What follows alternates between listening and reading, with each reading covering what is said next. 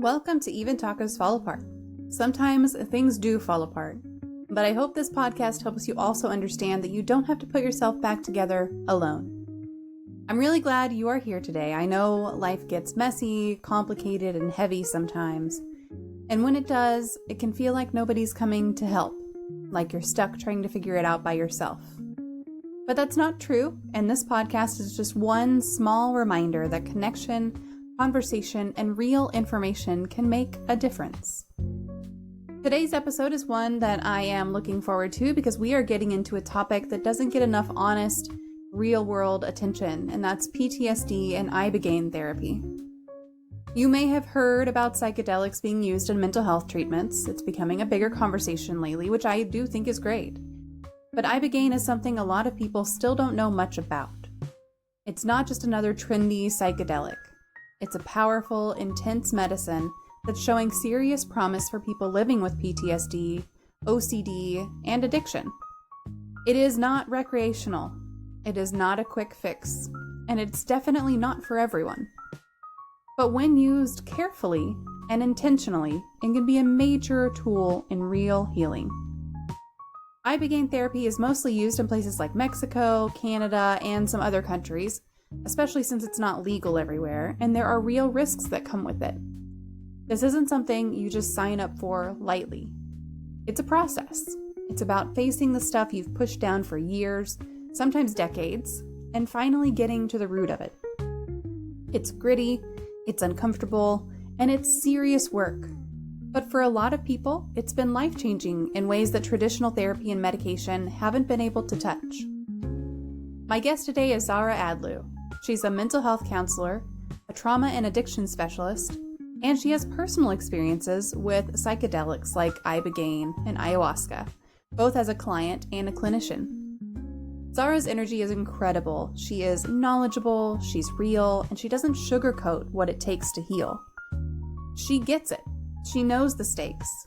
She's walked the road herself, and she's helped other people walk it too. In this conversation, you're going to hear us talk about what PTSD and OCD really look like outside of the stereotypes. You'll hear us break down what Ibogaine is, how it works, and what the risks are, and also why integration and ongoing support are absolutely critical after the experience. We also get into some important points about finding safe and ethical places for treatment, because unfortunately, not every clinic or facilitator out there has people's best interests at heart. If you've ever felt stuck in old patterns you couldn't seem to break, or if traditional therapy has helped but hasn't quite gotten you all the way where you want to be, this is an episode you're going to want to hear. Thank you for being here and for showing up for yourself by tuning in. Let's get into it. Excellent. Hello, everyone. Welcome to another Mental Health Monday here on Even Tacos Fall Apart. I am so excited to have you here. So excited to have our guest here today. We're going to be talking about PTSD and Ibogaine therapy, which is fascinating to me. So I'm really interested to get into this topic. But Zahra, first of all, thank you so much for joining us here and being willing to come be our expert and listen to our questions. Thank you so much for having me. I'm already loving the energy on this call and this podcast. I'm feeling so excited to share and to engage with this community. Good. I'm really glad to hear you say that. Very glad. I try to make it all good energy, good vibes and everything. I'm glad to hear that it's working at least a little bit. But let me tell y'all a little bit about Zahra. And of course, we have a question queue open. If you have a question while we are here live and it's related to PTSD or Ibogaine therapy or anything else that you feel like might fit into this topic tonight, feel free to enter it into the question while we are live here and we will make sure to address it. So that's an option for you. But while we are thinking about our different questions, I'll just tell you guys a little bit about our guest tonight. So Zahra assists clients in working through challenges and uncovering the core of who they are. She works with individuals who have endured a variety of life challenges, including trauma, addiction, anxiety, depression, and mood instability. Zahra also provides support to those struggling with body image issues, such as body dysmorphic disorder. In her practice, she integrates Eastern philosophy with Western philosophy.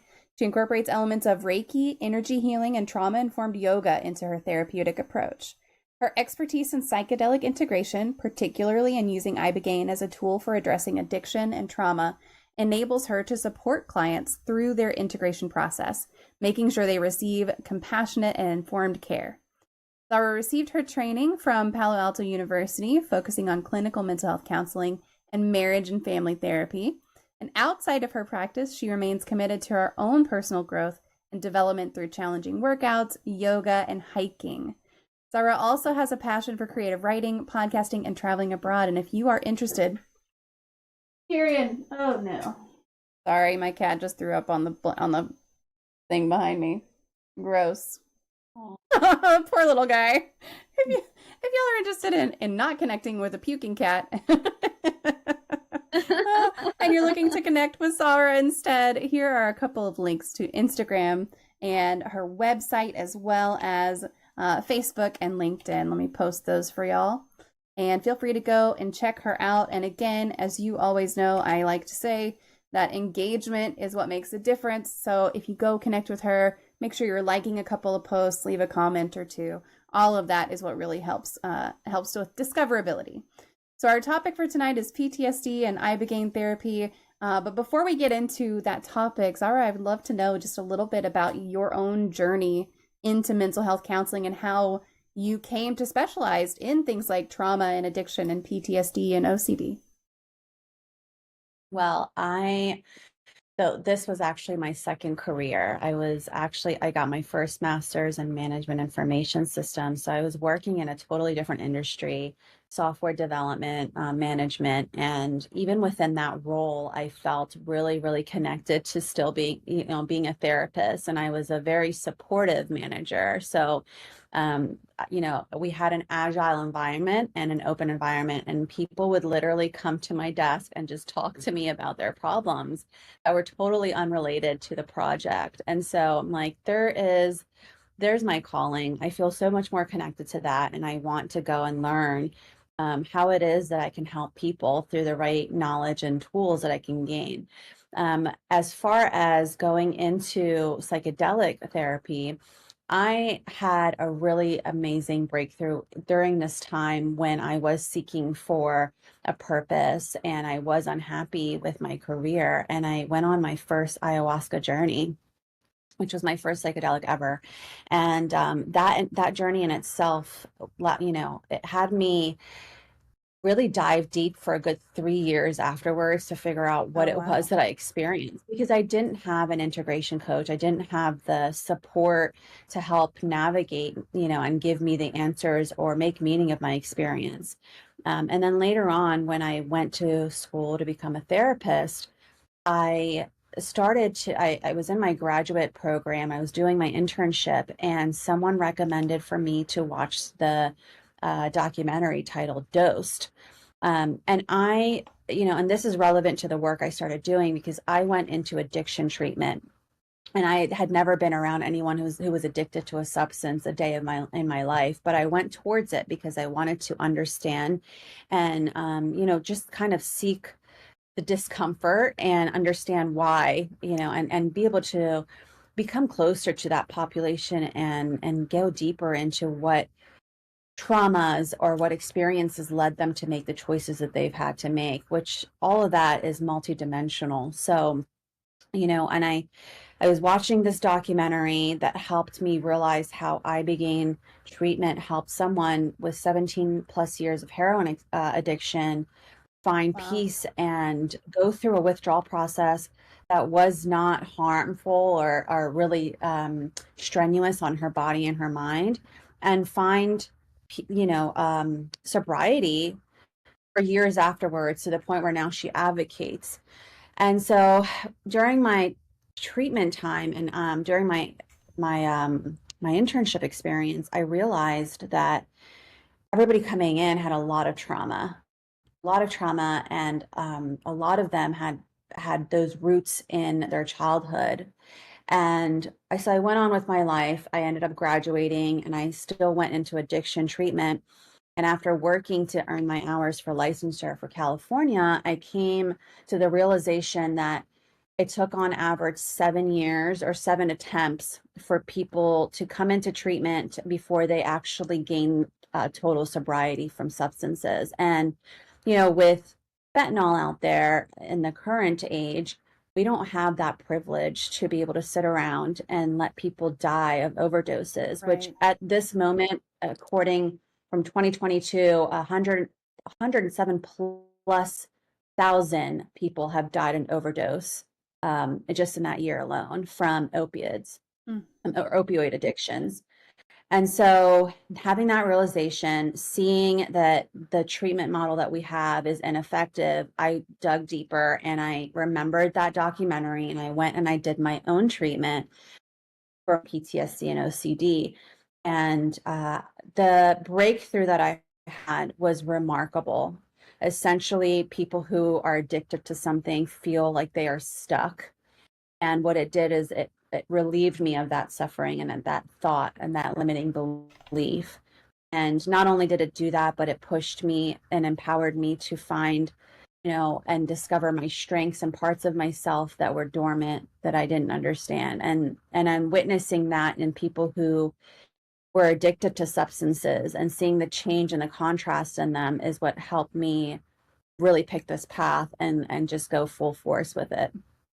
Were you thinking whenever you first started, were you really wanting to kind of focus on the marriage and family aspect or something like that, and this caught you by surprise? Or was it something that maybe you knew whenever you were like, I'm going to go into this second career, that was going to be your focus eventually? Oh, yeah. I knew that I was going to focus on psychedelics. I didn't know to what capacity, and that Yeah. that unfolded with time. And I specifically did not think that I would ever go towards Ibogaine. If anything, I was really resistant and afraid because there's such a stigma out there that it's harmful, or that, Mm. it can cause distress and maybe fatalities. And so I was always, shying away from it, but it kept coming up and showing itself in my life. And so I figured, I need to go on and figure out what this is. And for anything, would make me a better clinician, because now I'm finding an actual solution that's not outdated, that has actually existed for centuries now. But we are now, in the past 50 years, just exploring its efficacy for treatment of opioid addiction and traumatic brain injury and neurodegenerative diseases, just to name a few. But Mhm. yeah, it really it caught me off surprise. I'm someone that doesn't drink, doesn't smoke, and I'm really sensitive to those things. Mhm. So for me to go on a quest to work with the strongest psychedelic in the world is something that it just baffles me. I had no idea that this is the line that I would, Yeah. get in touch with. Yeah. Kind of just out of left field a little bit. Yeah, for sure. So this being your second career now, what's your favorite thing about working in the mental health field, and what have you found to be the biggest challenges? My favorite thing about working in mental health is seeing the transformations that people go through, Mm. specifically when it comes to ibogaine treatment, because it's such a catalyst to seeing someone grow. It's a tool. It's definitely not everything. I think it definitely it's definitely like a symbiotic relationship that they both need to have. They need to be interconnected.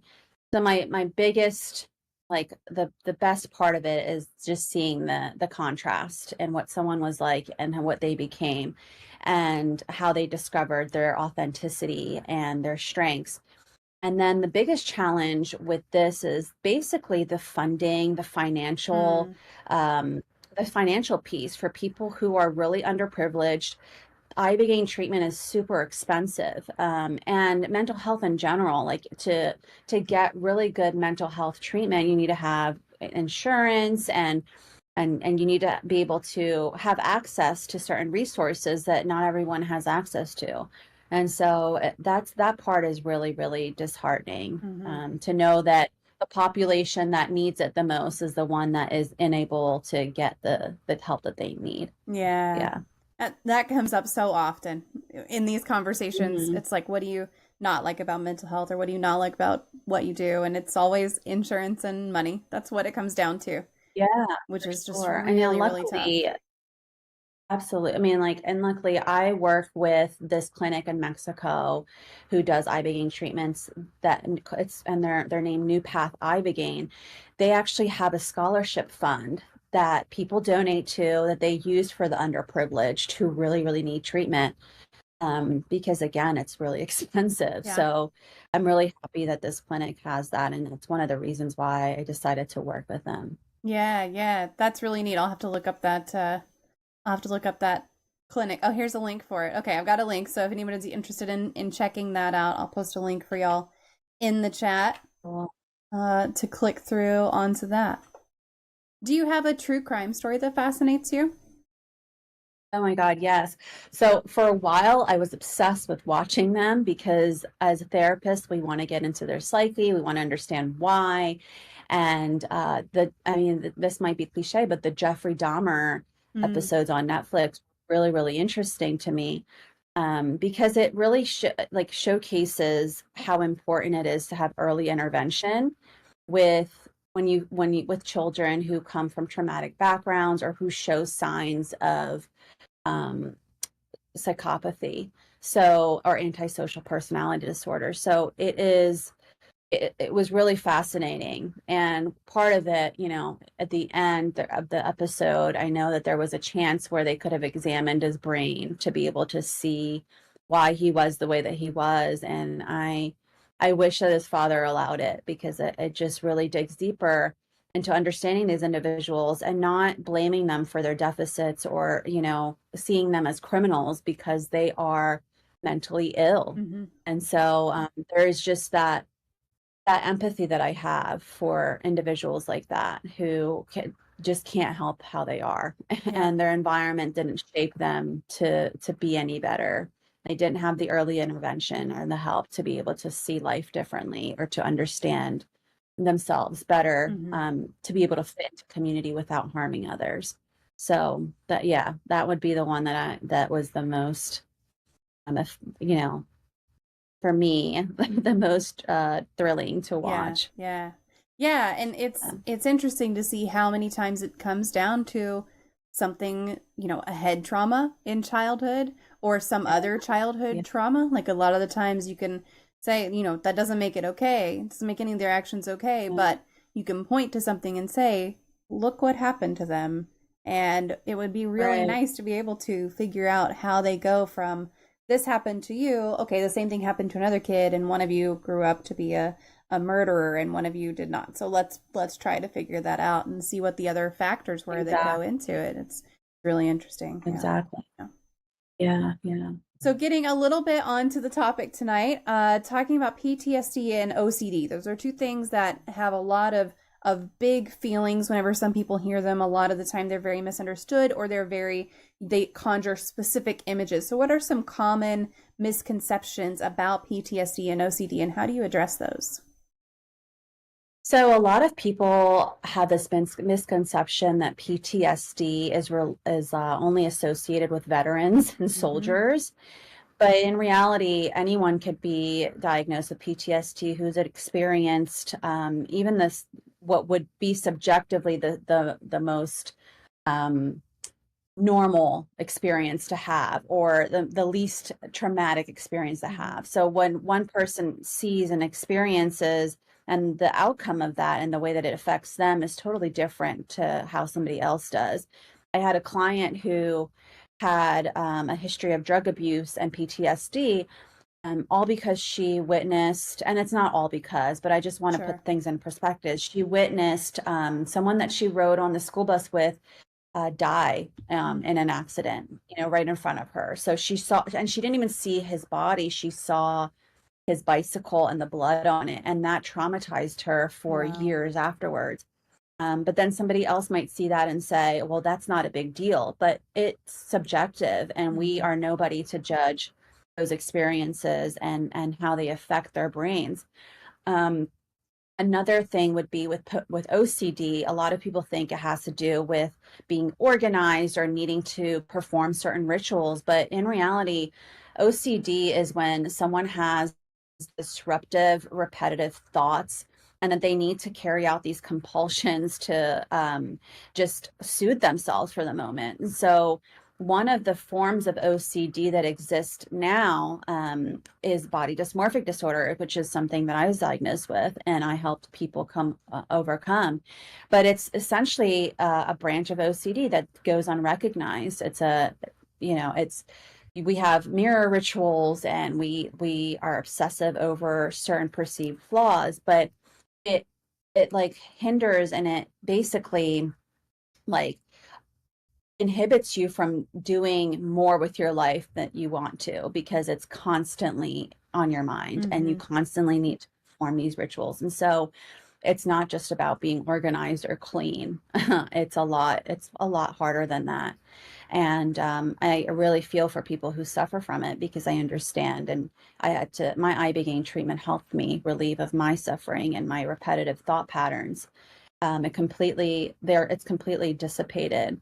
But yeah, that's one of the hopeful parts of getting a treatment, but also one of the misconceptions of OCD, for sure. Yeah.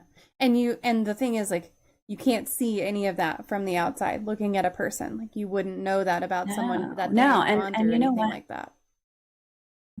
Exactly. Like, I think mental health is so difficult because our issues with mental health and disorders, because at least like when you have a broken arm, you can showcase that, look, I have a cast or I have a bruise, right? But with like internal mental suffering, how do you show that to someone? How do you ask for help? How do you get, like, we see someone in a wheelchair and we automatically want to help them out in whatever capacity we can. But when we see someone with mental health disorders, we don't really know what they are, or like, unless they're reactive or like they showcase themselves in a certain way, that it's really hard. It's like you're suffering silently.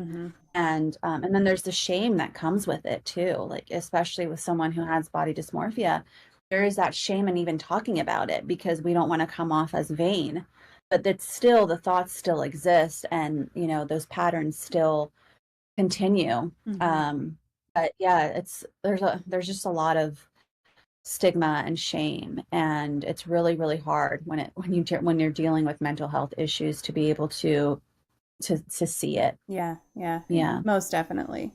The other thing that's really wild to me is that if you have something like this happen in childhood, you might grow up with a certain thinking pattern or with a certain reaction to something, and you might think that everyone has that. Like, if you don't know that it's any different for anyone else, and you never seek out therapy or anything like that, you might think that that's the way that everyone thinks. And same goes with other things like anxiety and depression, even to an extent. If it's something that you're just so used to that it's normal in your life, it's very easy to think this is a normal pattern of thinking, when in reality you could go to therapy, or you could have a conversation with someone that completely changes your perspective, and you're like, oh, I don't have to live this way. I could actually seek treatment. And that's where that stigma you were talking about comes in a little bit, because it's definitely one of those things that it used to be, oh, I would never go to therapy. I think it's gotten so much better now. I think a lot more people are willing to go to therapy, and it's not this big, like, oh, I have therapy today is not a big deal to say. Like, you can just say, I have therapy today, and it's not that big of a deal. It used to be a much bigger deal, but yeah, most definitely. Yeah, exactly. Yeah. What do you mean? Everybody doesn't eat peanut butter and mayo sandwiches. If you grew up with peanut butter mayo sandwiches, then I put ketchup on my eggs, and people think that's weird. There you go. Yeah. Exactly. Yeah. What is normal? Yeah. That's a great comment. Great addition. Thank you for that, for sure. Because it doesn't have to be a thought, an internal thought. It could be a behavior. Like, you could have something. Some piece of ritual in your daily life that you think is totally normal, and everyone else is like, what? Right. We see that a lot with cultural differences, right? Like, when what's disrespectful in one culture is a reward or a compliment in another. And I'll name an example of that in my own. I grew up, Iranian American, Persian, and thumbs up is a middle finger in our country. Oh, wow. So, but here a thumbs up is good. So it's like, we see that what's normal in one aspect of the world or in one area of the world is totally not that. So yeah, it's really good to just be informed Absolutely. and verbalize. Right. Yeah, verbalize what it is that you're going through. Yeah. And then taking that maybe a little bit further, also make sure you're extending grace to other people because they might not know. They might not know that Absolutely. that's not acceptable in whatever situation you're in. And just you don't know how they grew up, you don't know where they're coming from, you don't know what's going on in their head. So just give everybody a little bit of that grace when Yeah, possible. absolutely. Yeah. Absolutely. Good one. For those who might be unfamiliar with Ibogaine, can you explain what that is and how it works a little bit? So ibogaine is an alkaloid of a plant called iboga. It derives from a root bark. It originated in Gabon, Africa, and so this plant, iboga, has 12 different alkaloids. Ibogaine is one of them that's been used for therapeutic use, therapeutic treatments. And so it really, what it does is the ibogaine releases in the person's body and it becomes noribogaine and it ends up staying in their body for a month after their treatment. So what that does compared to other psychedelics is it gives people this larger critical period. And what I mean by that is like a critical period is a time of like exponential growth. So we notice that in infants to toddlers when they're going through that through their growth process. And then we also witness that in humans when they become teenagers. So we also get that when we get our ibogaine treatment. There's a period of mental, physical, and emotional growth that you experience that is like very rapid, just as you would as a teenager and as a toddler going into, or as an infant going into toddlerhood. And so that's a little bit about ibogaine and what it does for our mental health and our well-being, um, and how it affects the brain.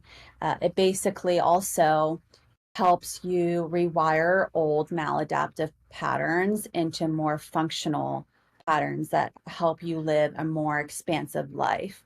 So patterns such as like I said, the obsessive compulsions and the behaviors that follow that, that all gets disrupted and you witness neuroplasticity because your neurons are firing together differently. And your mind expands in that sense when you want to pick up new habits, hobbies, new thought patterns. And that's what ibogaine does for people who seek treatment and receive it. Do you have to really do that intentionally? Like it's not something that just happens naturally, is it? Where it's like, I want to change all these things, and they're just going to naturally change. Do you really have to be like, I want to focus on this one specific thing? I want to change my pattern of thinking around this. And how does that look? So you definitely need to set an intention.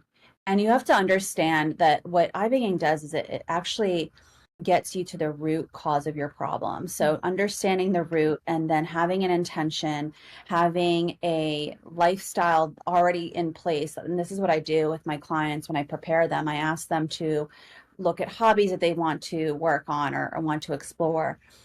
Look at their relationships in their lives because that is really important in fostering growth.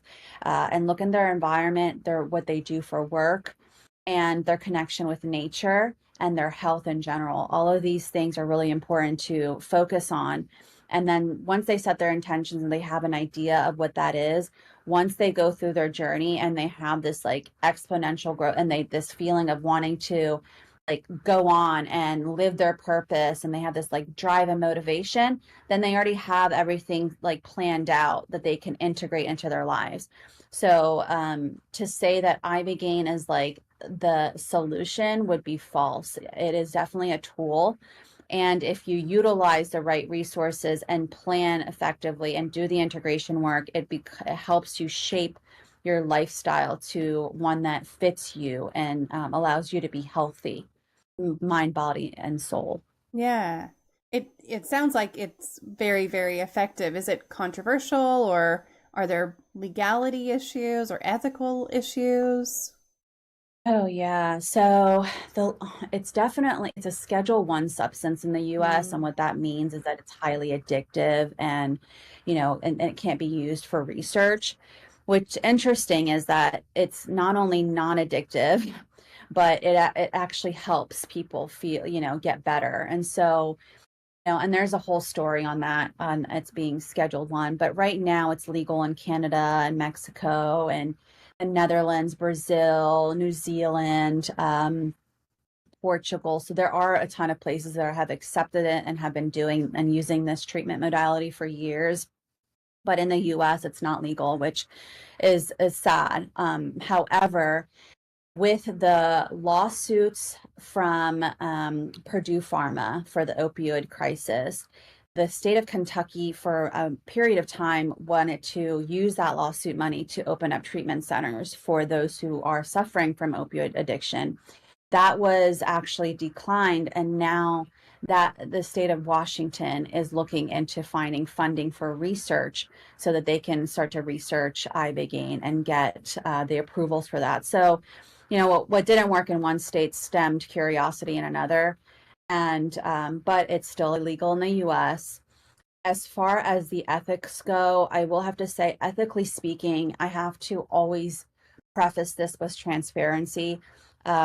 It is not, like I said, it's not a solution. It's a tool. It's a very good tool. It's a huge catalyst.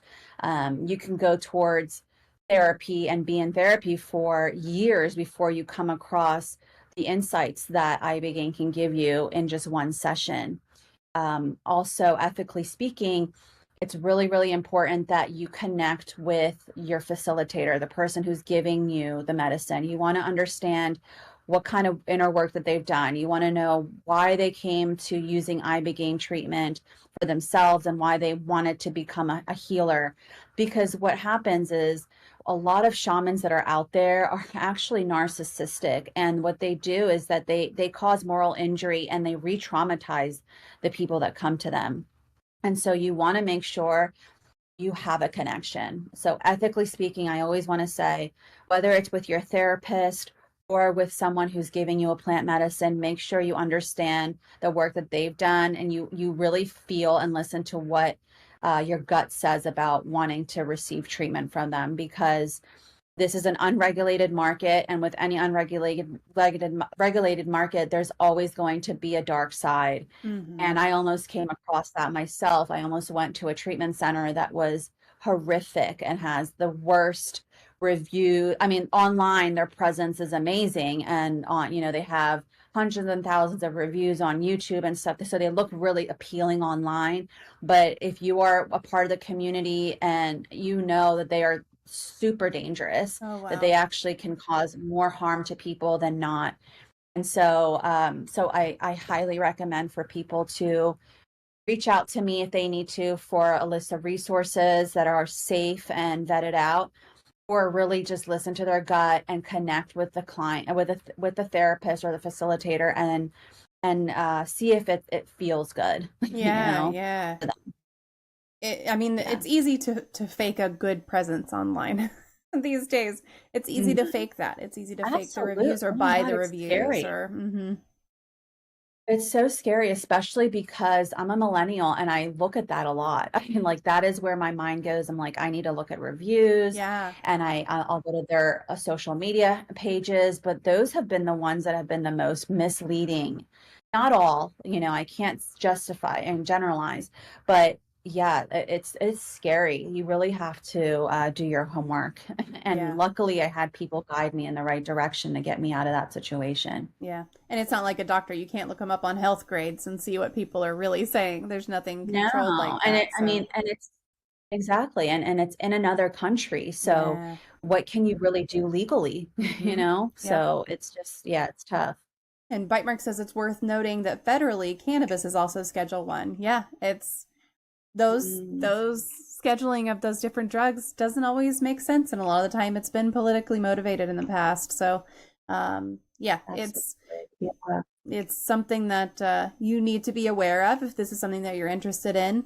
And yeah, you need to be connected in with that community and make sure that you understand where you're going, what you're getting, and who you're getting it from as much as you possibly can. Absolutely. Now, Yeah. you mentioned, kind of traditional therapy, and people could go for years and years. How does Ibogaine compare to other treatments for things like PTSD or OCD, like traditional therapy or medication, those sorts of things? Is this a first stop? Is it a middle stop? Is it a last stop? Where does it fall in there? Unfortunately, for a lot of people, it's their last resort Mm. because they've already exhausted everything else, and they just don't know what else to do. I want to come up and say that I hope that this becomes your first resort. Compared to other therapies that are out there, what Ibogaine does is it goes to the root cause of the problem, whereas with other traditional therapies, they only manage the symptoms. Mm. So when you have anxiety, oh, here are some coping tools for you to use. When you're having depressive thoughts, let's challenge those and reframe those thoughts. So you're really just managing. But with this, you go in, you get the root cause, and then you turn your perspective and your narrative change. And so that you're no longer really affected by those same old thinking patterns that once had you not trust the unknown, and have anxiety, or be so hyper vigilant of your surroundings because your amygdala is increased in size from the trauma you've been through. So this is definitely a really, really good tool. And in conjunction with therapy is just gold. Like I said, I don't think that they can exist without the other. Mhm. But yeah, this is how it's different. Yeah, definitely a you should be doing both kind of thing. For sure. Yeah, yeah. Are there any side effects or risks associated with Ibogaine therapy? Yeah, so there are cardiovascular risks, so you definitely Mm. need to get an EKG each time. Your liver enzymes also have to be up to par, so you have to get a liver panel exam. And then if you've experienced psychosis, it's definitely not for you. So that those are like the contraindications. And the risk really is not just physical. Then again, and I want to mention this a million times because it's so important, you are also putting yourself in psychological risk when you don't know who it is that you're working with. So I Mhm. always recommend, please get yourself a therapist that's trained in psychedelic therapy, and also vet out who is giving you the medication or the medicine, because again, that's the risk that you're taking by going to a different country and working with people that you've never worked with. So if you want to if you want to go to a clinic, ask them if you feel comfortable, if they can sit with you for a few sessions before you say yes, Mhm. and talk to them via Zoom or whatever means it is. Ask all the questions that you need to. But definitely for Ibogaine treatment, get those tests done. And if a clinic tells you that they don't do it, then run. Yeah, yeah, for sure. Is there a risk of reinforcing a negative pattern with Ibogaine therapy? There is if you don't do the work. Like, you definitely need to first be aware of the negative patterns that you have and set the intention to not perform those or not do those things. But yeah, if you don't do any of the work, and if you don't have anything in place to stop those patterns and to reframe and to act differently and to behave differently, then you're going to eventually resort back to what may have worked for you in the past. So, for instance, if someone is addicted to like going to psychics, and that's their way of relieving their stress, if they don't find peace and they don't understand how to cope with the distress that comes in, they're going to end up going back to that same pattern, Mhm. of contacting someone to give them temporary relief.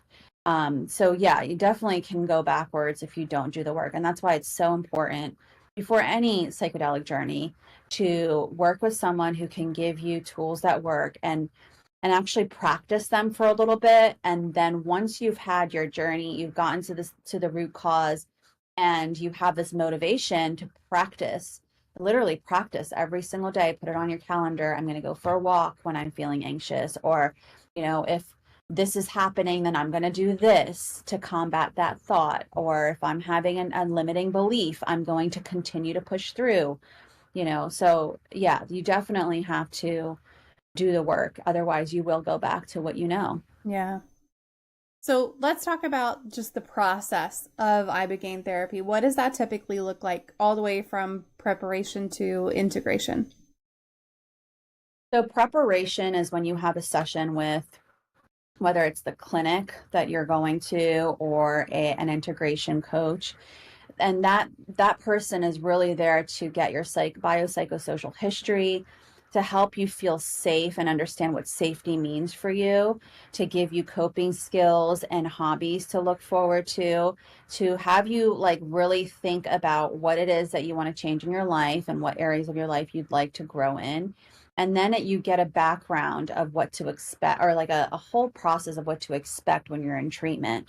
So, whether it's in the beginning phase or the middle phase or the end, each part is basically like broken down to you, because it is a 72-hour journey. So within each hour, you're experiencing different outcomes. So in the beginning, you'll have the purging when you're vomiting a lot, you're nauseous, you're dizzy. There are moments at the peak experience, which is at 12 hours, where your body is experiencing ataxia, which is when your muscles feel weak and you need help going to the bathroom. And then after that, you go into having rapid thoughts, like suppressed thoughts come up one after the other. And so that's a process. One of the processes is also when, or experiences within the process, is the projection of your life. Like you're watching your life in front of your eyes as if there's a movie. And so there's that. And then towards the end, when you start to come down, you experience a little of anxiety, but it's really like a time to go within. You don't want to talk to anyone.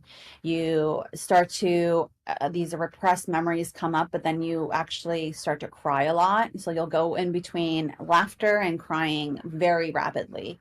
And so those are called the gray days. And then at the end of the 72 hours, you no longer see frequencies. So what I mean by that, like within your peripheral, you'll see like little wavelengths.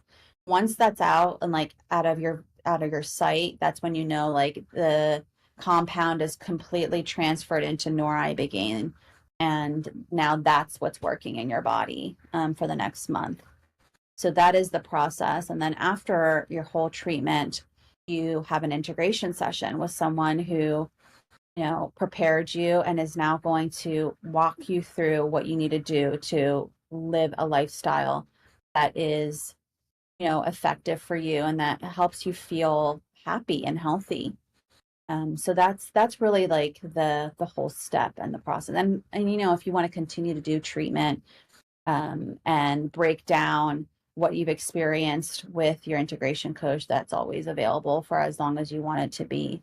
But usually, like, we provide all that outline in the prep work, and then now it's like, all right, let's take action. But also be mindful that after each session, people come in so empowered and strong and willing to do everything, and everything kind of feels possible. And so I always want to warn people to take a pause and a break on any major life changes that they want to make, because you want to change everything right away. And sometimes those changes, are great, but sometimes you really need to think things through and do them at the right time and not so impulsively. So, whether it's letting go of someone or changing your job, you don't want to just leave somewhere if you don't have any financial backing. So these are some examples of major changes. Yeah. It's interesting to hear you talk about it in such a positive light when all of that sounds so awful. I know. Like the end results must be phenomenal for you to be willing to not only go through that yourself, but then encourage other people to go through it as well. Did you just like, was it awful when you were going through it yourself? Oh, I think ayahuasca was awful for me. Ibogaine was very grounding, and I was completely, for my personality, I like to know that I'm oriented somewhere, that I'm grounded.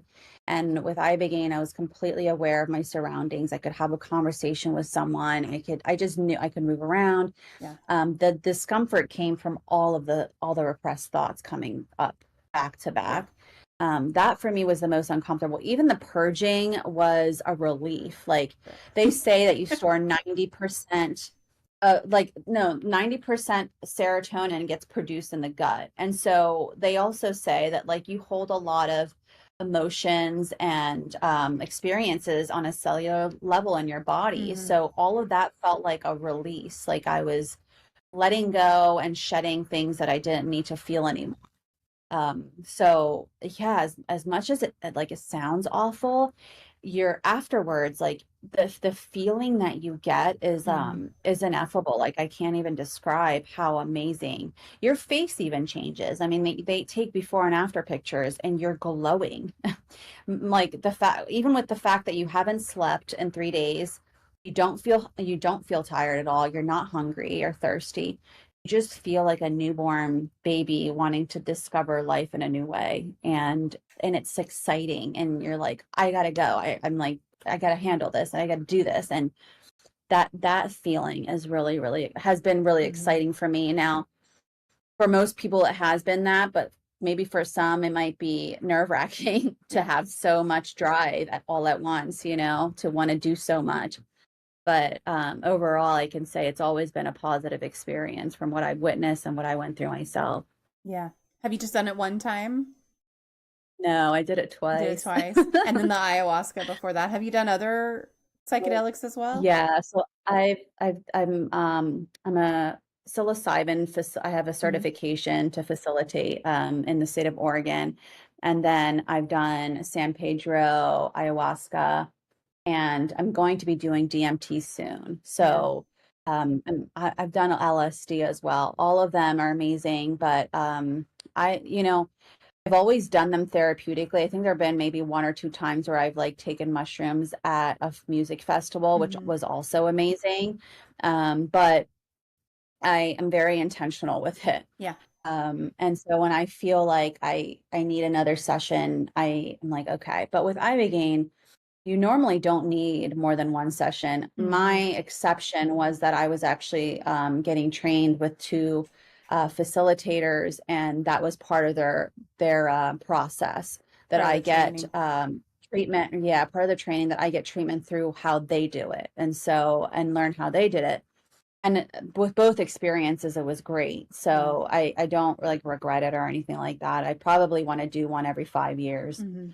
So, Was there anything but yeah. significantly different that they were doing with that one than the other time you've done it? Yeah, so the first place I went to, and I like won't mention this, I felt physically safe, but this the person who was giving me the medicine was definitely like projecting a lot of her own stuff Oh, onto me. yeah. That's why I say it's really important that you go to someone who actually has like a mental health background or coaching or has done like work through their own experiences, and is trauma informed. So like she made comments to me that were really like, with if I didn't have my background, I would have taken them personal, especially Mm-hmm. in such a vulnerable state that I was in. However, with the treatment that she gave me, I did feel safe and comfortable. Like I was like, okay, well, I at least feel that. Yeah. The second treatment that I had was a lot more nurturing. I mean, I've had one of the nurses checking on me all the time. She came and did Reiki on me. She brought like aromatherapy. She did aromatherapy with me. I had the other like facilitator like really like mother me and like tuck me in bed, and so that the nurturing part and the fact that someone was always there and on top of Yeah. me was what really gave me that safe feeling of okay, I can let go, and I can just process what I need to and get as much as I can out of this. So Mm-hmm. I think when you're not in that type of setting, it's really difficult. So one was luxurious and had someone, kind of give me like their project their stuff onto me. The other one was not so luxurious, but gave me such warmth and depth and nurturing. And I'm grateful for both those experiences. Mm-hmm. But yeah, that was the difference between the two. Yeah, and it just gives you, especially if that was part of your training, a different exposure to, oh, you're now Mm-hmm. you've gone through it Yeah, one way and you know that there's another way, and it's like you can right. almost take that and make it part of what you want to offer as well, like kind of pick what you want from each thing. Absolutely. Yeah, that's really cool. Hmm. And it sounds like it's Yeah, for sure. pretty quick, but how long does it take after a session to start to see results, and are they permanent? So most people see results immediately, and some people also, it's like an unfolding process. So it actually reveals with time that has passed. Are the results permanent? It all depends on the work that you want to do. I don't think anything is permanent unless you put in the effort. So yeah, I mean, you can come do a treatment and you'll have no cravings from the drugs and alcohols you were addicted to, or the behavioral patterns that you don't serve you. But if you don't continue to do the inner work, if you don't go to, like, let's say AA meetings, or you don't see your therapist consistently, and don't have lifestyle changes that you are implementing in your life on a day-to-day, no, nothing's permanent, and you'll go back to where you were. It's the is it AA that's the it works if you work it? Is that the one? Right. Yeah. So you still have to do work. It's not a magic pill. I mean, if there was a magic pill, it would cost so much money. Oh yeah. But it would be being marketed 100%. Absolutely. Absolutely. Yeah. So you mentioned a lot of different psychedelics, and everyone probably knows what's about to come out of my mouth because I ask this every time we have any sort of psychedelic conversation. Have you watched Hamilton's Pharmacopoeia, the documentary series? I have, but I can't tell you that I remember much from it. No.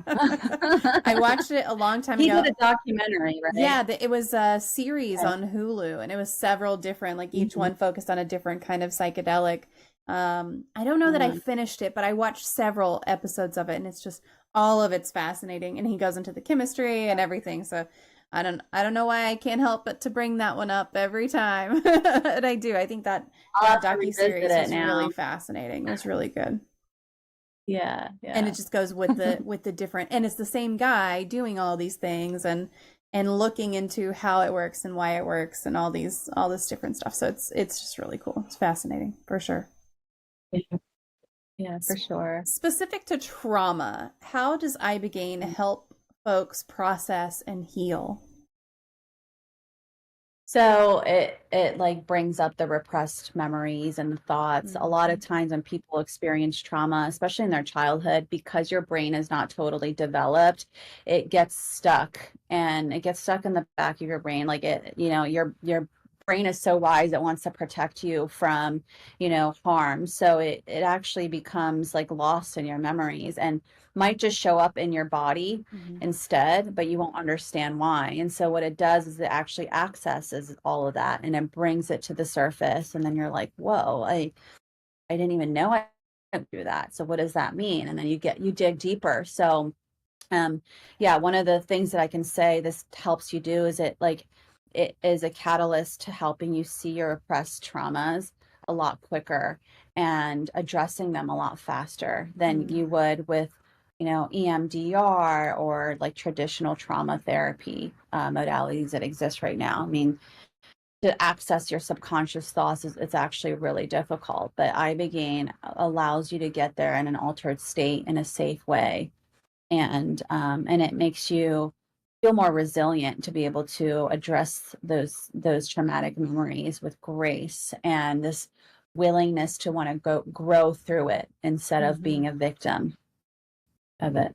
Yeah. It sounds like you have to have a lot of self-compassion to do this and really work through it. Is that something that comes up very often? Absolutely. I mean, so many people who've been through traumas or have had mental illnesses are stuck in this shame cycle, and they have guilt, they have shame.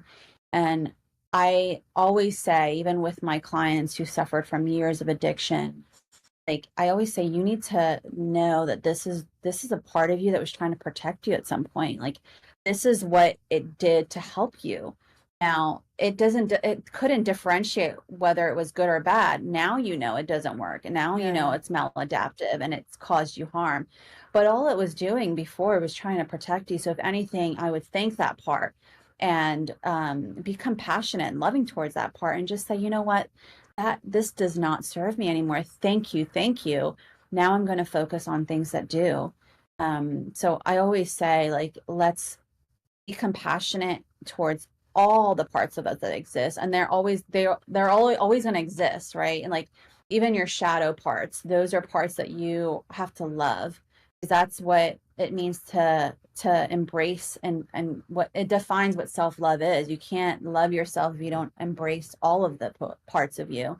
If you're moving in with judgment, you're never going to find peace. So always come in with compassion, and recognize that your body and your mind is just trying to do its best. Now it's up to you. You have the executive functioning to be able to um, make different choices for yourself. And what a blessing it is to be able to have choices. So, but yeah, that's how I move forward. Always with compassion, no judgment.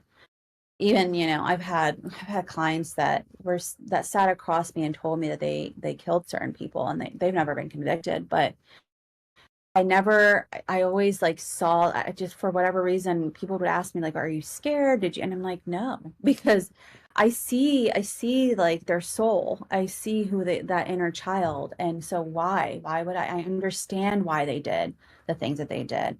I don't justify, but I understand. And so that in itself is something that I hope that most people try to embrace, try to understand, and move with compassion, move in with curiosity before you judge others of their experiences.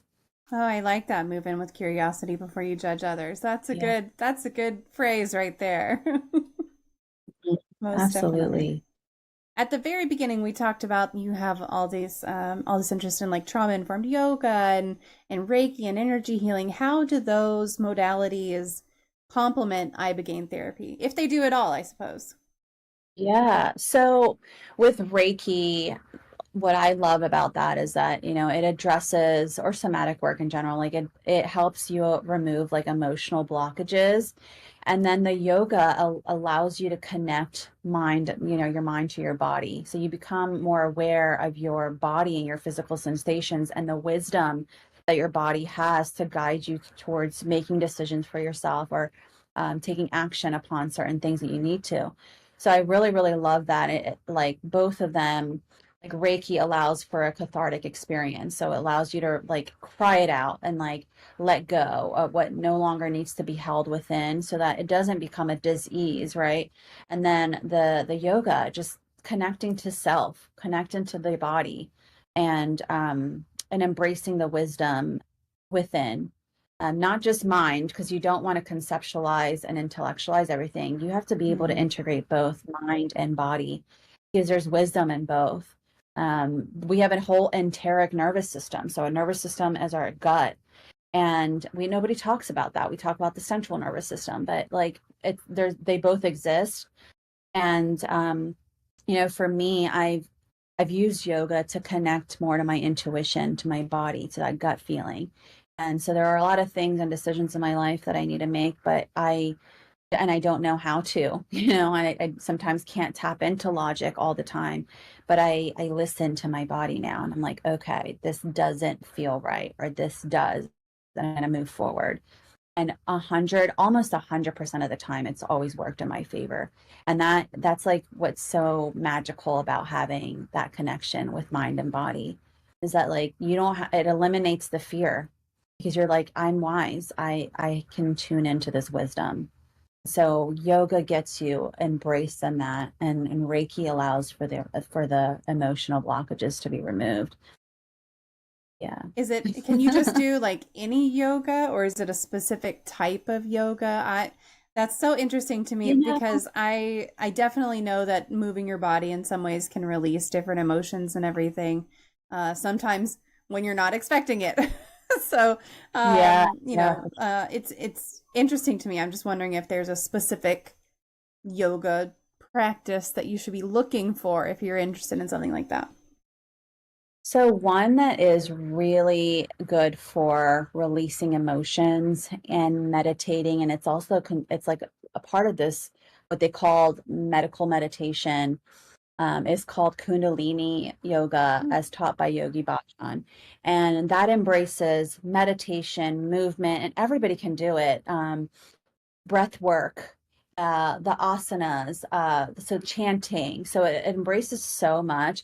And I've had a few cathartic experiences through that, because sometimes the movements are really uncomfortable and repetitive.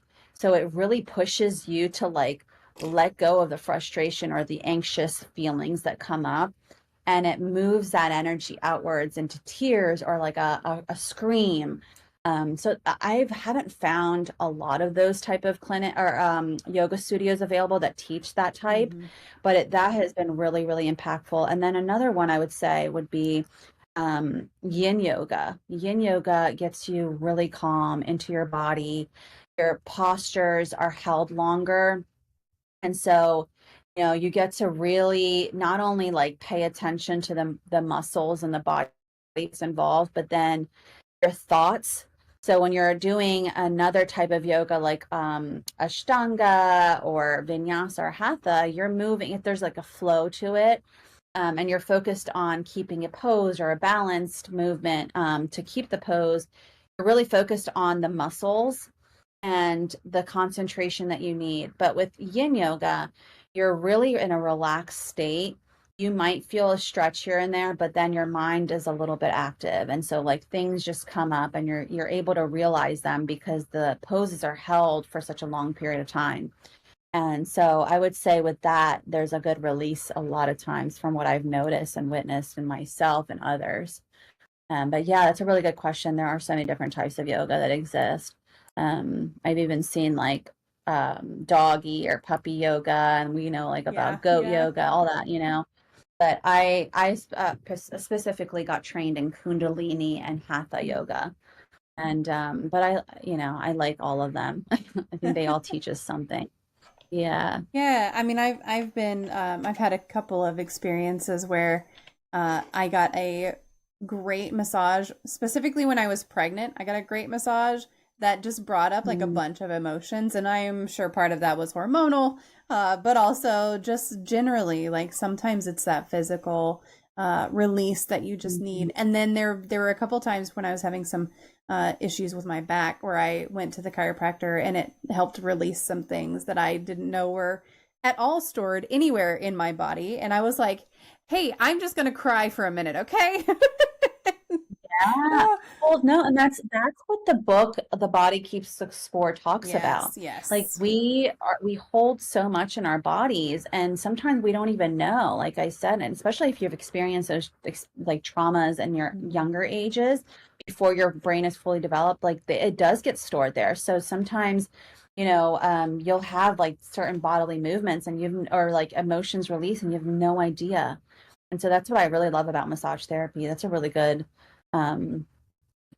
treatment modality too. I think there's such wisdom in what the body holds, and having the right person bring that out of you is really like it's such a nice release on top of like the physical sensations of it.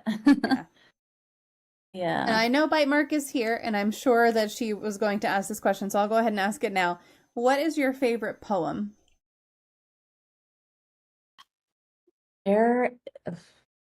There's one, I think it's written by either Hafiz or Rumi, but it's like, I can't verbatim, I can't remember it, but it's like you and I are our souls were friends for like a really long time. It's something along those lines. And I really, really like that because it resonates. Could I look it up and see if I can find it? Yeah, I'm actually Googling it right now to see if I can find it also. Google's AI cracks me up. My heart. It's your heart and my heart are very, very old friends. And it's written by Hafiz. And I love Hafiz in this, not just because of I love that line, but I'm actually from the city. My family's from the city where he lived and he grew up and passed away. So it like just it hits differently for me. Yeah. And I experienced that with so many people in my life, you know, that I have these great bonds with. It always feels like, wow, I feel like I've known them forever and I've just met them, right? And that feeling is what this poem or this line reminds me of. And so, yeah, it just, I love it. She said, thank you for asking my question. Yes.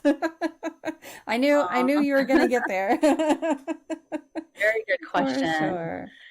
Yeah. I like that one. We always get different answers, and sometimes it's like, oh, I've got a song that I love, or there's a whole book of poetry Yeah. that I love, or here's a specific one, and it's just always interesting to hear what different people enjoy. What is Thank your you. favorite life hack? Okay, so this is called the Pomodoro technique. So I have ADHD as a woman, and that shows up differently. We tend to daydream a lot, procrastinate, and the Pomodoro technique is a life hack for productivity. So instead of getting distracted, this is what I do. It's basically you do a task for 25 minutes, and then you give yourself a 5-minute break. You do it again for another 25 minutes, you give a 5-minute break. The third time, 25 minutes, 5-minute break. The fourth time you do it, 25 minutes, and then you get a 15-minute break. And so it gives you like this period of time where you can just stop, because they say that you can't focus like on something for more than 25 minutes at a time. So it's like realistic. I'm getting something done, but then I'm also giving myself a reward and sticking to it. And then, then after all of that time, then I get a larger reward, which is the 15 minutes. And so that's really been helpful for me, because my thoughts can go from one way to the next, and then I, go into the rabbit holes. And I love my my neurodivergent brain, but it can be challenging to be productive and stay on track with one task. Yeah. And that's been my yeah. So the Pomodoro technique is what it's called.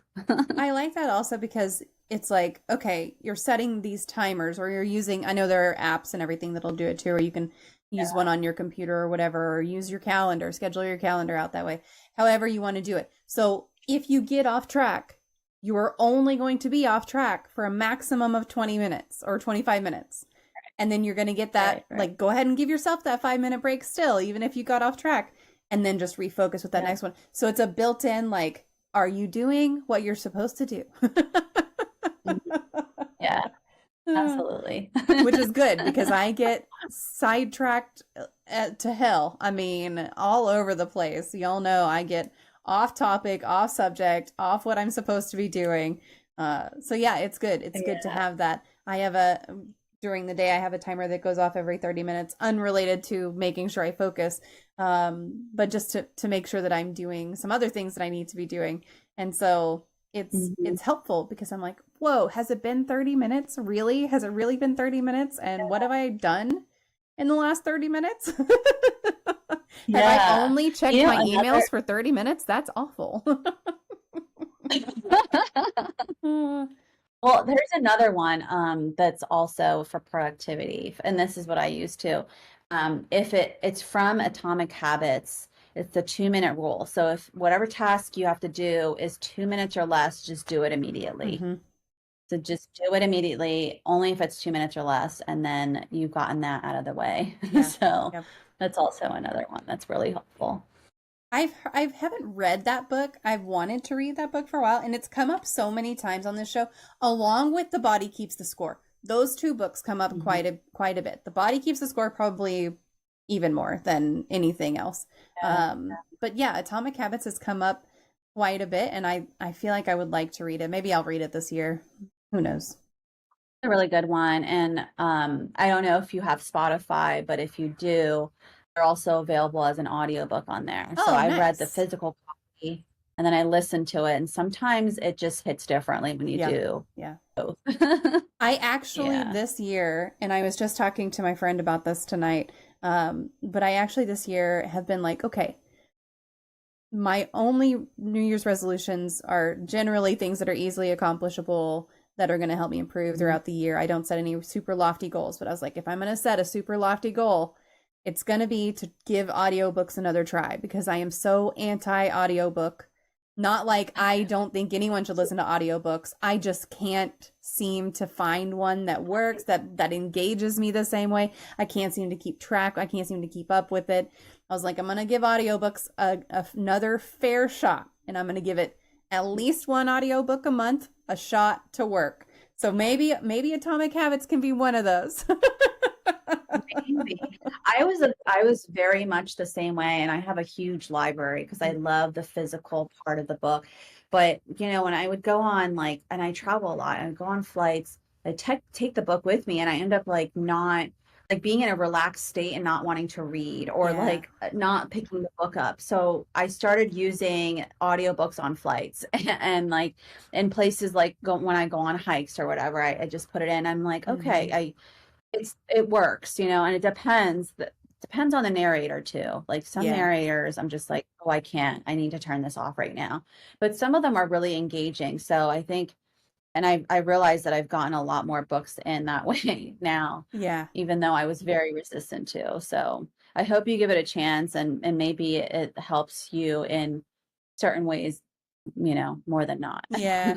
Well, I So, did the first one that I did. I was like, I'm going to pick a short story so that I can listen to it mm, in one go and I can just treat it kind of like a podcast because I do listen to podcasts.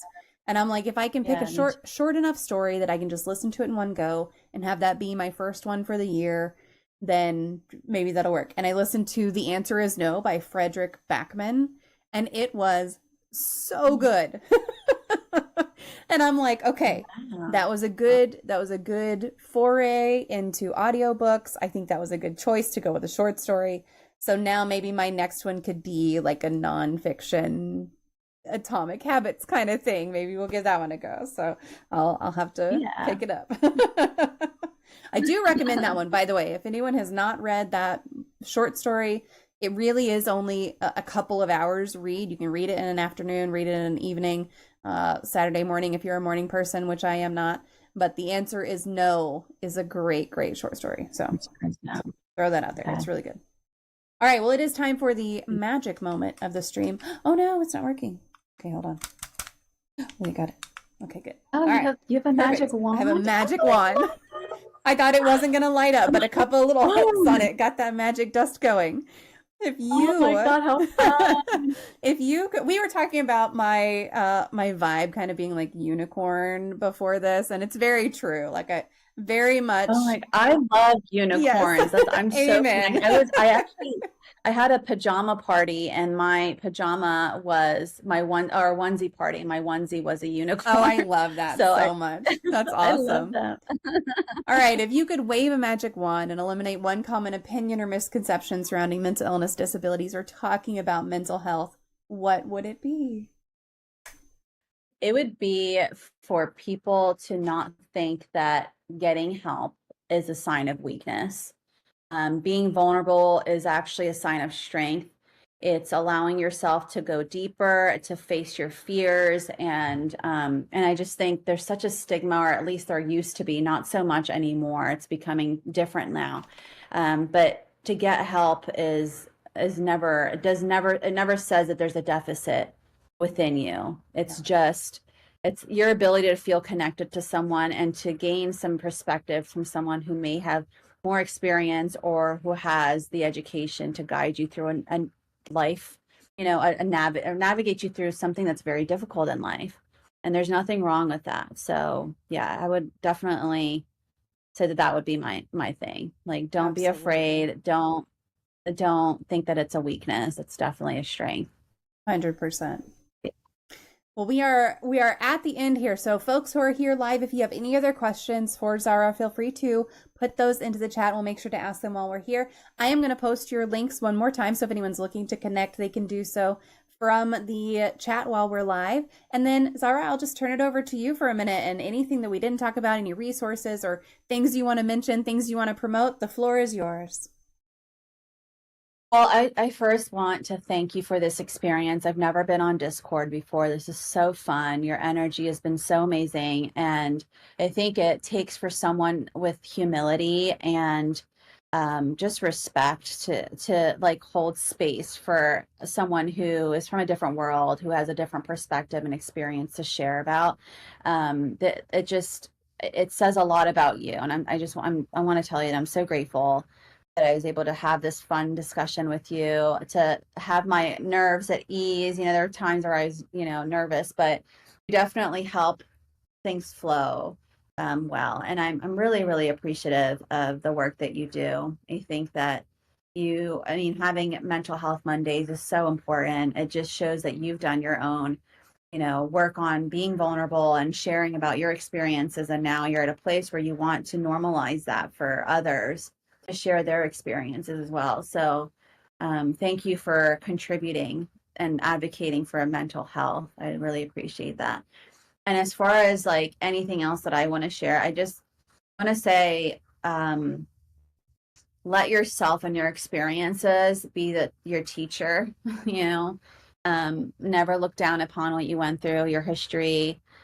You come from love, you're created with love. And so give yourself love and respect for whatever you're going through in life, and know that there's always a solution. This world and this universe provides us with abundance.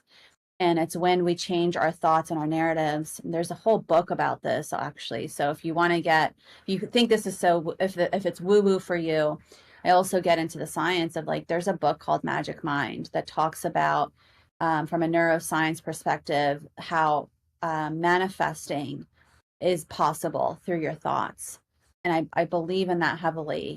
We talk about journaling, we talk about visualization, and meditations. But it's real. Whatever you think you want in your life, it's possible for you. And if not, there's always something better. So if you don't get what you have in your mind from your level of conscious awareness, just know that there's something more abundant for you out there, and just believe in that no matter what you're going through. Know that there's always something, there's that light. And that darkness is so appreciated, because without the darkness, we wouldn't know how good that light would feel. We need that contrast and everything. And so my advice is to push through, give yourself grace, give yourself love, give yourself time off if you need to, but move forward and push through. Don't give up. I love Anything's that. possible. I love that so much. That's awesome. And there's another book recommendation as well. Magic Mind. That's a good one. Another person that's really good that I recommend watching and tuning into, her name is Dara Swart on YouTube. So she's great. She is someone that teaches you how to balance and make sense of spiritual aspects of life and the scientific neuroscience. So she interconnects them and makes them both make sense. And so for those who are highly spiritual and don't need that proof, that's great. But she also like justifies it with like scientific evidence as to like how journaling helps you, relieve cortisol in your brain and those things of that nature. So like, I really, really, really appreciate her insights, and she's a really good person to listen to on YouTube if you have the time. That's awesome. Yeah, I'll add that one too. Well, again, thank you for being here. Bite Mark said, thank you so much for being here. Fascinating stuff. And I absolutely agree. This was a wonderful conversation about something that I really don't know very much about. So this was helpful and informative, and I love your energy. It's really been awesome to have you here. Thank you so much. Thank you. Yeah. Thank you all for tuning in and taking that time to listen. Most definitely. Most definitely. All right, y'all, give me just a minute to disconnect with Zahra, and I will be right back. Stick around. Thanks so much for hanging out with me today on Even Tacos Fall Apart. I hope that conversation left you feeling like healing doesn't have to fit into one specific box. Whether it's traditional therapy, alternative therapies like Ibogaine, or just learning new ways to reconnect with yourself, there's no one-size-fits-all when it comes to getting better.